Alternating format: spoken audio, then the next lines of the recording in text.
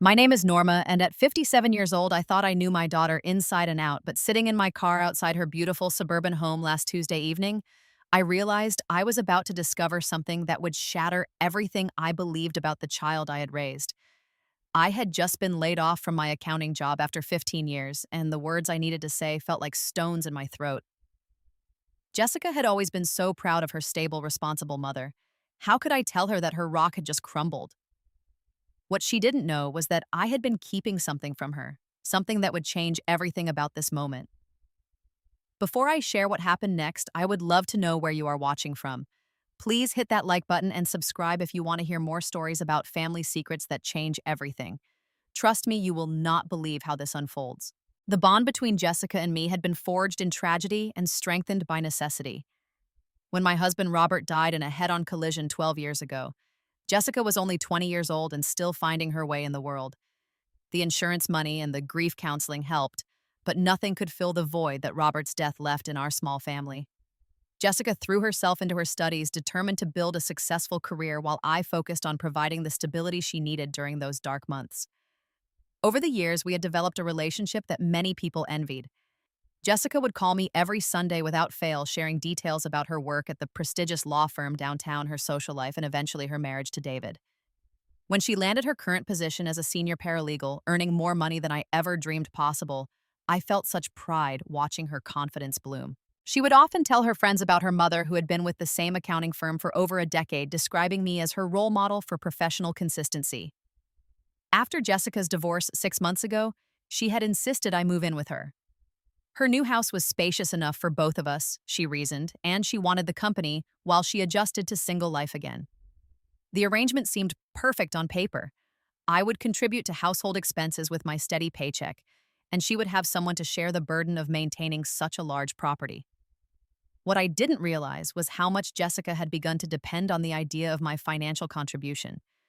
Living with my daughter revealed sides of her personality that I had never noticed before. She had inherited Robert's tendency toward perfectionism, but unlike her father, Jessica seemed to apply this standard to other people as well. She would reorganize the kitchen cabinets after I cooked dinner, rearrange the living room furniture if I had moved anything, and often made comments about how important it was that we both maintained our professional reputations in the neighborhood. The morning I lost my job started like any other Wednesday. I had been at Henderson and Associates Accounting for 15 years, working my way up from a basic bookkeeper to handling several major client accounts. My supervisor, Margaret, had always praised my attention to detail and reliability, but the economy had taken a turn and several of our biggest clients had decided to handle their accounting in-house to save money. When Margaret called me into her office that afternoon, I expected to discuss the quarterly reports I had submitted the day before. Instead, she sat me down with a box of tissues and explained that the company was implementing immediate layoffs. My position, along with 3 others, was being eliminated effective immediately. The severance package was modest 2 weeks' pay and continuation of health insurance for 1 month. I sat in that sterile office watching Margaret's mouth move, but the words seemed to be coming from somewhere far away. After 15 years of perfect attendance, stellar reviews, and complete dedication, I was being discarded like an outdated piece of equipment. The drive home gave me time to process what had happened and plan how I would break the news to Jessica. I knew she was expecting me to help with the mortgage payment next week, and I worried about disappointing her during an already stressful time in her life. But I also felt confident that she would understand and support me through this temporary setback. After all, we were family, and family stood together during difficult times. At least that's what I believed as I pulled into the driveway and saw her car already parked in its usual spot. Jessica was in the kitchen preparing one of her elaborate dinners when I walked through the front door. She had invited her colleague Sarah over to discuss a case they were working on together, and the dining room table was set with her finest china and crystal glasses. I decided to wait until after dinner to share my news, not wanting to cast a shadow over her professional meeting. As I watched her move efficiently around the kitchen, I felt a surge of maternal pride. She had built such a successful life for herself, and I was grateful to be a part of it. The evening passed pleasantly enough, with Sarah complimenting Jessica on both the meal and her legal expertise. I contributed to the conversation when appropriate, but mostly enjoyed watching my daughter shine in her element. After Sarah left around 9 o'clock, Jessica began clearing the dishes while I wiped down the counters. The domestic routine felt comforting, and I thought this might be the perfect time to share what had happened at work. I waited until Jessica finished loading the dishwasher before asking if we could talk. She poured herself a glass of wine and settled into her favorite chair in the living room, looking relaxed and content. I took a deep breath and tried to find the gentlest way to deliver the news that would change everything between us. When I told her about the layoffs at Henderson and Associates, Jessica's expression shifted from casual interest to sharp attention. Her first question was not whether I was okay or how I was feeling about losing a job I had held for so many years. Instead, she leaned forward and asked, "What do you mean laid off? Was it performance related?" I explained about the client losses and company downsizing, expecting her to express sympathy or offer words of encouragement. But Jessica's response caught me completely off guard. She set down her wine glass and said, "How are you going to contribute to household expenses?" The question hung in the air between us like smoke from a fire I couldn't see. I stammered something about unemployment benefits and the severance package, assuring her that I would start looking for new employment immediately. But Jessica's expression had grown increasingly distant, and I could see her calculating something behind her eyes.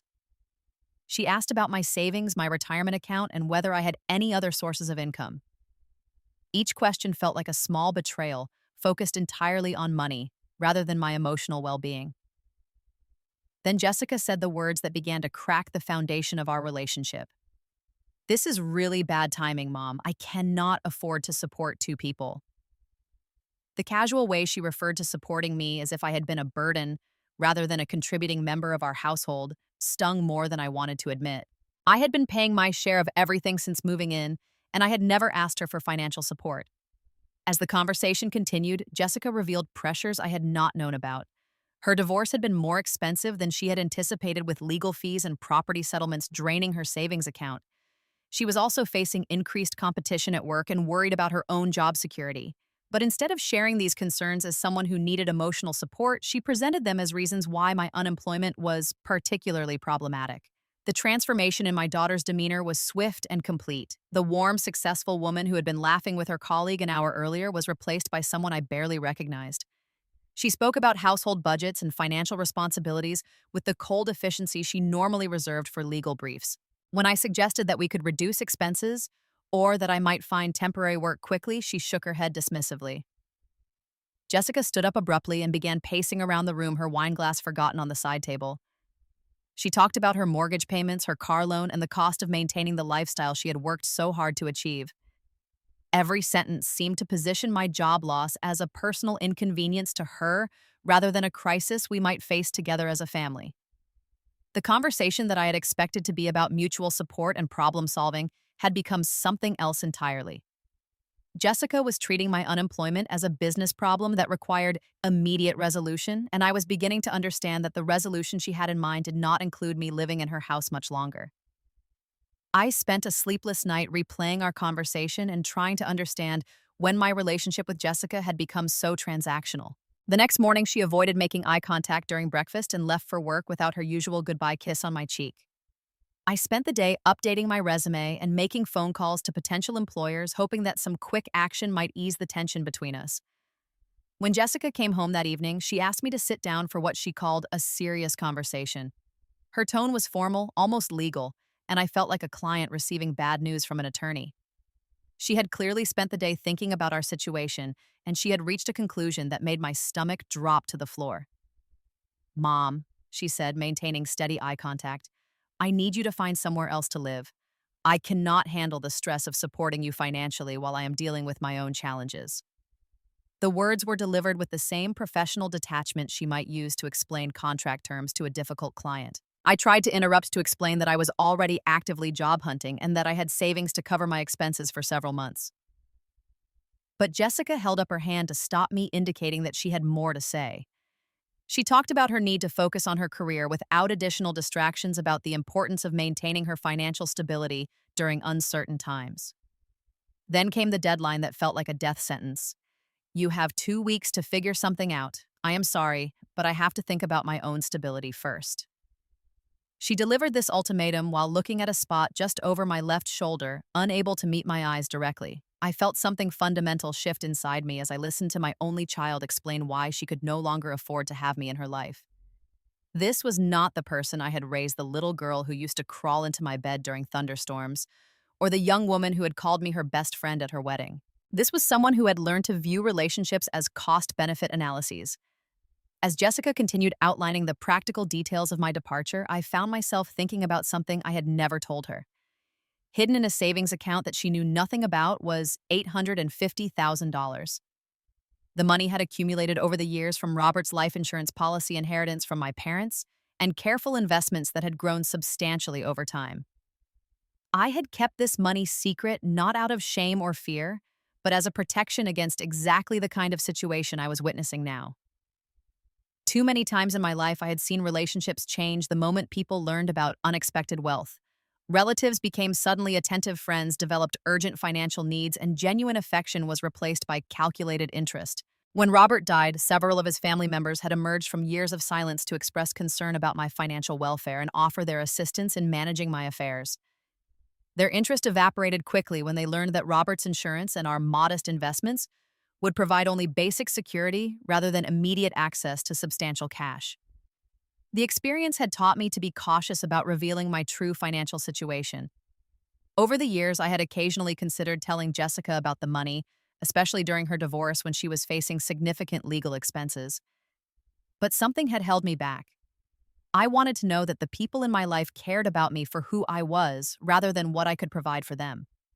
Jessica's reaction to my job loss was revealing exactly where I stood in her priorities. As I listened to my daughter explain why I had become too expensive to love, I made a decision that would change both of our lives forever. I would not tell her about the money.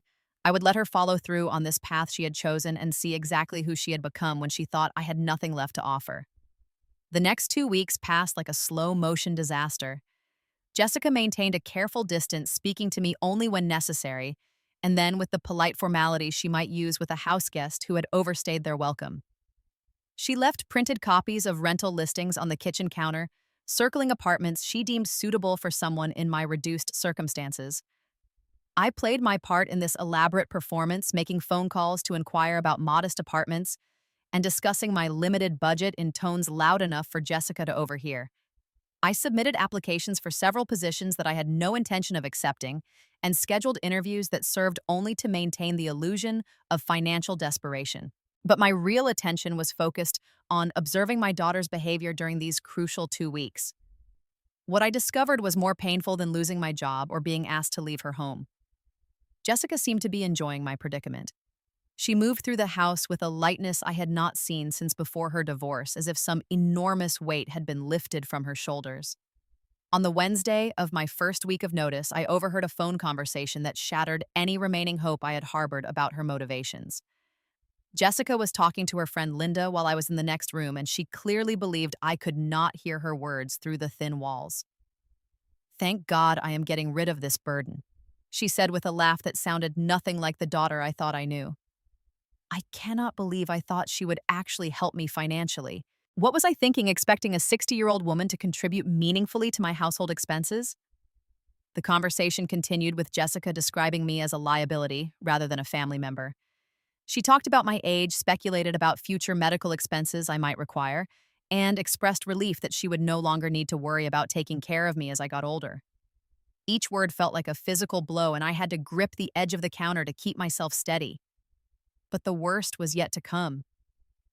Linda apparently asked whether Jessica felt guilty about forcing me to leave, and my daughter's response revealed the depths of her selfishness.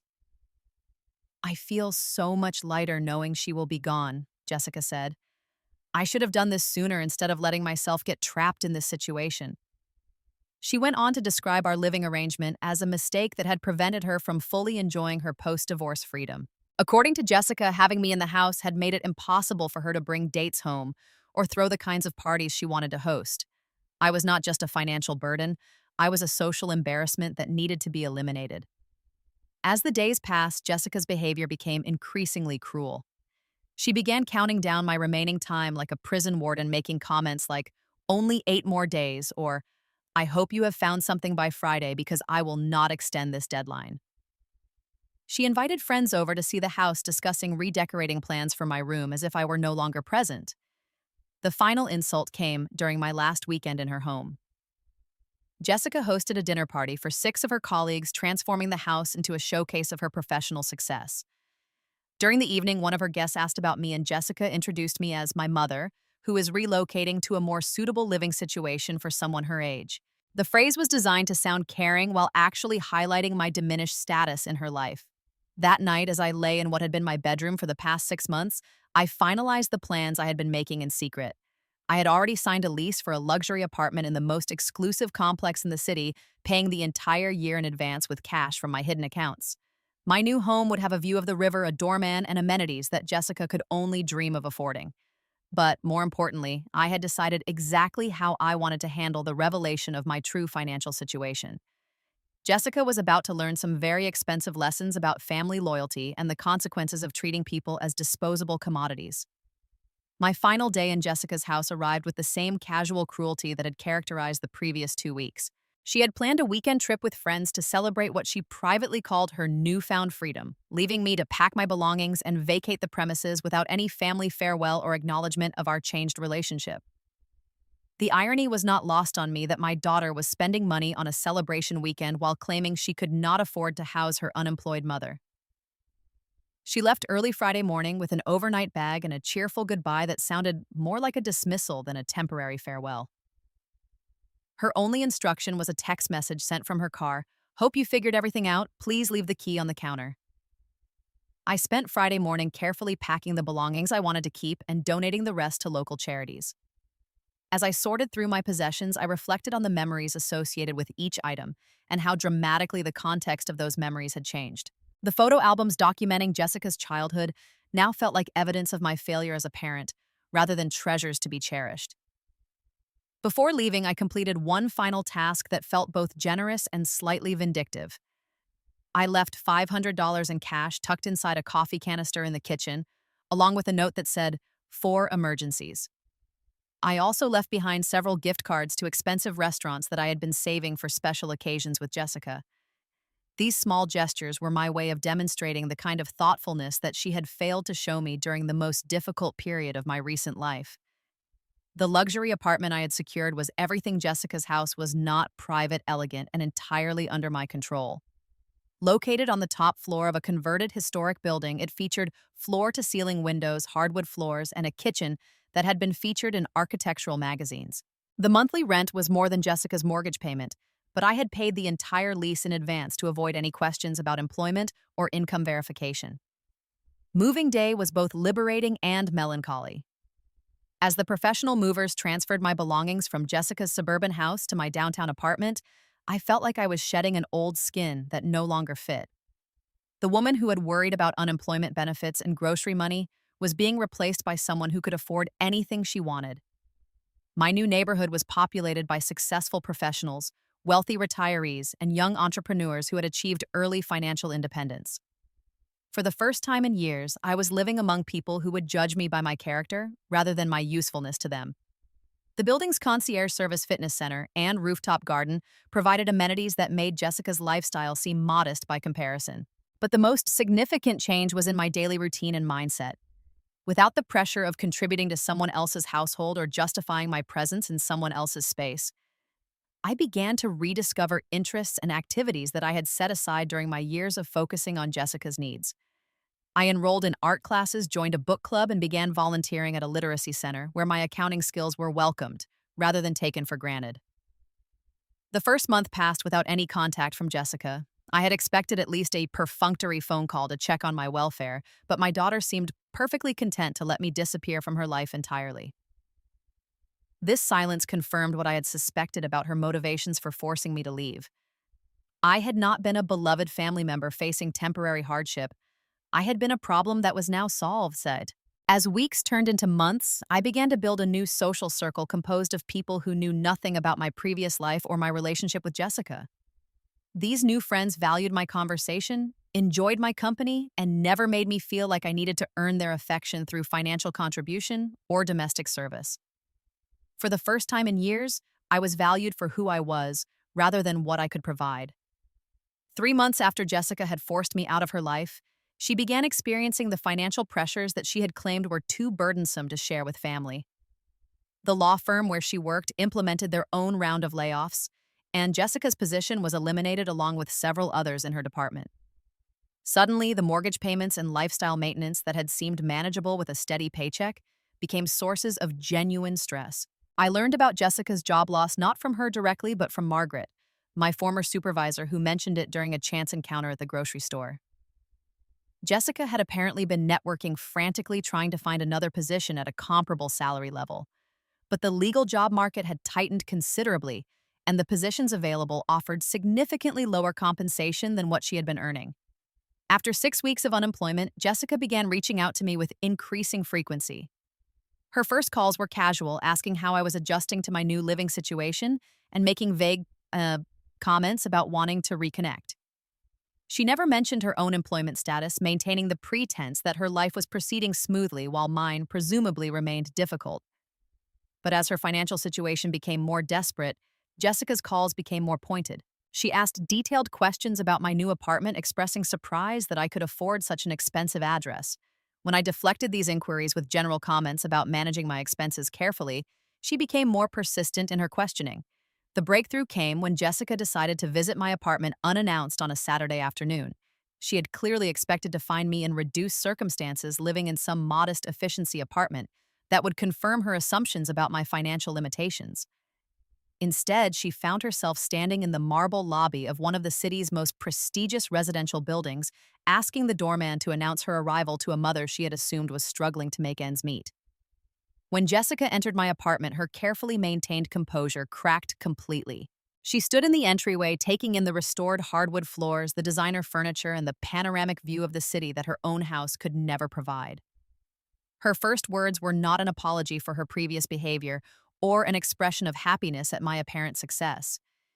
Instead, she demanded an explanation. "Mom, how can you afford this place?" I offered her coffee and gave a deliberately vague answer about finding ways to manage my expenses. But Jessica was not satisfied with evasion.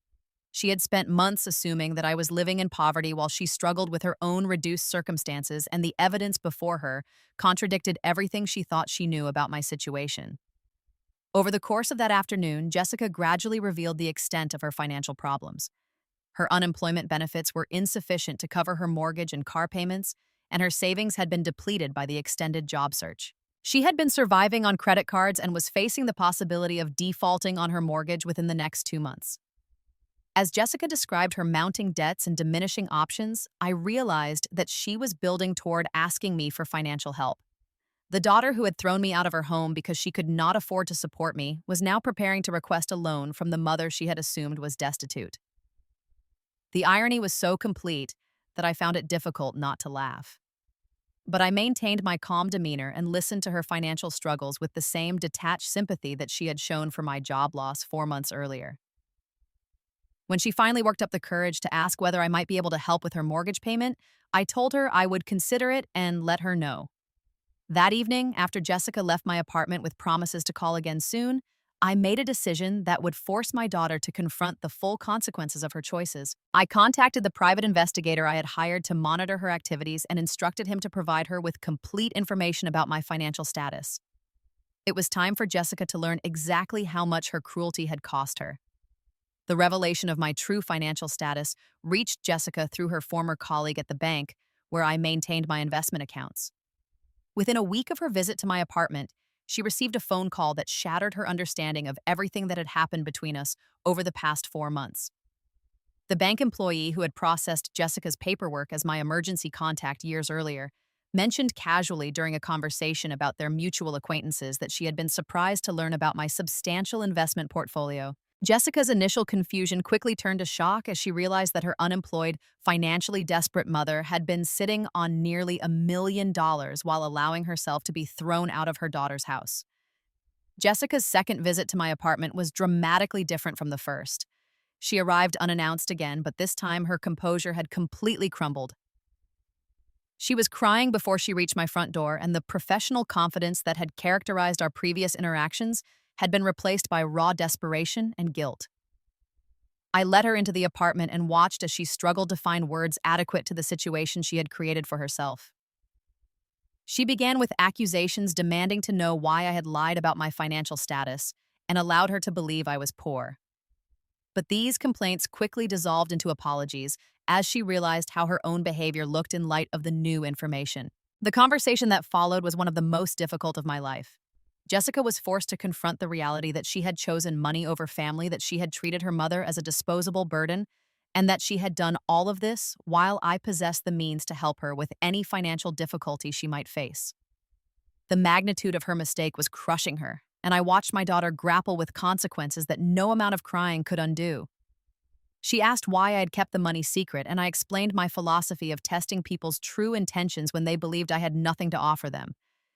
I described my experiences after Robert's death when supposed friends and family members had revealed their true motivations once they understood my financial situation. I told her that I had wanted to know whether the people in my life cared about me or about what I could provide for them. Jessica absorbed this explanation with growing horror as she realized that she had failed the most important test of her life. Her response to my job loss had revealed exactly who she was when she thought I could no longer contribute financially to her comfort and security. She had chosen to abandon her mother rather than face temporary inconvenience, and no amount of regret could change what that choice revealed about her character. But the most devastating part of our conversation came when Jessica asked whether I would have helped her with her current financial problems if she had responded differently to my unemployment. I told her honestly that I would have paid off her mortgage, covered her living expenses during her job search, and provided any support she needed without hesitation. Her cruelty had cost her not just our relationship, but also the financial security she had been so desperate to protect. As Jessica sat in my beautiful apartment surrounded by evidence of the wealth she could have shared, if she had simply shown basic human decency to her mother, I watched her realize that her selfishness had destroyed the very thing she thought she was protecting. She had sacrificed a loving relationship with someone who could have solved all her problems in order to avoid a temporary financial inconvenience that would never have materialized.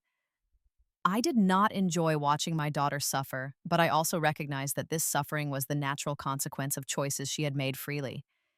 She had treated me as disposable when she thought I was poor, and she could not now claim the benefits of a relationship she had deliberately destroyed. The woman who had counted down the days until my departure from her home was learning that some decisions cannot be undone. 6 months had passed since Jessica threw me out of her home, and in that time, I had undergone a transformation that went far beyond my changed financial circumstances. The woman who had once defined herself primarily as Jessica's mother had evolved into someone with her own interests, friendships, and sense of purpose.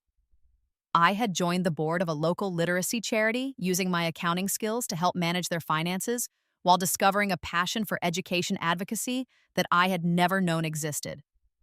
My new social circle included people from diverse backgrounds who knew me simply as Norma, the woman who taught financial literacy classes at the community center and organized monthly art gallery visits for the senior center. None of them knew about my difficult relationship with Jessica or the wealth that had made my current lifestyle possible. They valued my friendship for reasons that had nothing to do with money or family obligations. Jessica, meanwhile, continued her attempts to rebuild our relationship, but her efforts were complicated by her ongoing financial desperation and her obvious guilt over her previous behavior. She sent flowers every week, wrote long letters explaining her regrets, and called several times each week to ask about my activities and health. But these gestures felt hollow because I could see the calculation behind them. The turning point came when Jessica lost her house to foreclosure despite my presence in her life. She had refused to ask me directly for financial help after learning about my wealth, apparently hoping that I would offer assistance without being asked. But I had decided that the initiative for rebuilding our relationship had to come from her and that it had to be based on something other than financial need. When Jessica called to tell me about losing the house, I could hear the desperation in her voice as she waited for me to offer a solution to her problems. Instead, I expressed appropriate sympathy and asked where she planned to live next. The silence that followed my failure to offer immediate financial rescue was telling. My daughter was learning that rebuilding a relationship requires more than simply expressing regret for past behavior. I agreed to meet Jessica for lunch at a restaurant downtown, choosing a location that was convenient for me rather than accommodating her reduced circumstances. When she arrived, I could see the stress of the past months in her appearance. She had lost weight, and her usual professional polish had been replaced by the slightly desperate look of someone who is running out of options. During our meal, Jessica offered what amounted to a complete confession of her motivations and mistakes. She acknowledged that her response to my job loss had been selfish and cruel. She admitted that she had viewed our relationship primarily in terms of financial benefit rather than emotional connection. She recognized that she had failed the test of basic human decency when she thought I could no longer contribute to her comfort. But most importantly, Jessica demonstrated that she understood why I had kept my financial status secret and why her reaction to my unemployment had been so revealing. She did not ask for money or hint at her financial problems. Instead, she focused on acknowledging the pain she had caused and accepting responsibility for the consequences of her choices. I told Jessica that I was willing to begin rebuilding our relationship, but that it would have to be on entirely different terms than before. I would not be moving back into her home or resuming the role of supportive mother who existed primarily to meet her needs. If we were going to have a relationship, it would be between two independent adults who chose to spend time together because they enjoyed each other's company. I also made it clear that my financial status was not relevant to any future relationship we might develop. I would not be solving her money problems or providing financial support beyond what any friend might offer in an emergency. If Jessica wanted me in her life, it would have to be because she valued me as a person rather than as a source of security or assistance. The months that followed our lunch meeting were a gradual process of testing whether Jessica had truly learned from her mistakes or was simply adapting her approach to achieve the same goals. I watched for signs that she was treating our renewed contact as an investment that might eventually pay financial dividends. But slowly, I began to see evidence that her remorse was genuine and her desire for reconciliation was motivated by love rather than calculation. Jessica began sharing aspects of her life that had nothing to do with her financial problems. She talked about books she was reading, movies she had enjoyed, and opinions she had developed about current events. She asked about my volunteer work and my new friendships with genuine interest rather than polite obligation. Most importantly, she stopped treating our conversations as opportunities to demonstrate her worthiness for financial assistance. The healing process was slow and sometimes painful. There were moments when Jessica's old patterns of behavior would surface and I would see glimpses of the calculating person she had been during my unemployment crisis.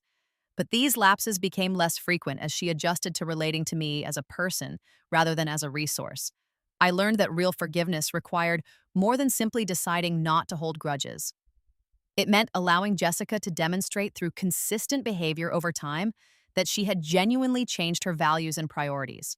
It meant accepting that our relationship would always be different because of what had happened between us, but that different did not necessarily mean worse. As I reflected on the entire experience, I realized that Jessica's cruelty had given me an unexpected gift. By forcing me to build an independent life, she had helped me discover aspects of myself that I might never have explored if I had remained in the comfortable but limiting role of devoted mother.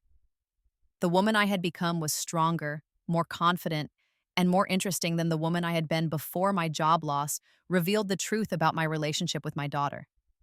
I had learned that real love is not about what we can provide for others, but about who we choose to be when everything is stripped away. The question is not whether people will love us for our money, but whether we love ourselves enough to demand genuine respect and affection. Jessica had taught me that lesson in the most painful way possible, but it was a lesson worth learning at any price. Sometimes the greatest gift we can give someone is letting them face the consequences of their choices. Love does not mean enabling bad behavior or accepting treatment that diminishes our dignity. True compassion sometimes requires allowing people to experience the full weight of their decisions, even when their pain causes us to suffer as well. Today, Jessica and I have a relationship built on mutual respect, rather than financial dependence or guilt. She has learned to value me for qualities that have nothing to do with money, and I have learned to love her without sacrificing my own well-being. We may never have the easy intimacy we once shared, but we have something more valuable, an honest connection between two people who see each other clearly and choose to remain in each other's lives anyway. Have you ever had to test someone's loyalty when they thought you had nothing left to offer? How do you handle relationships with people who seem more interested in what you can provide than who you are as a person? I would love to hear your thoughts in the comments below.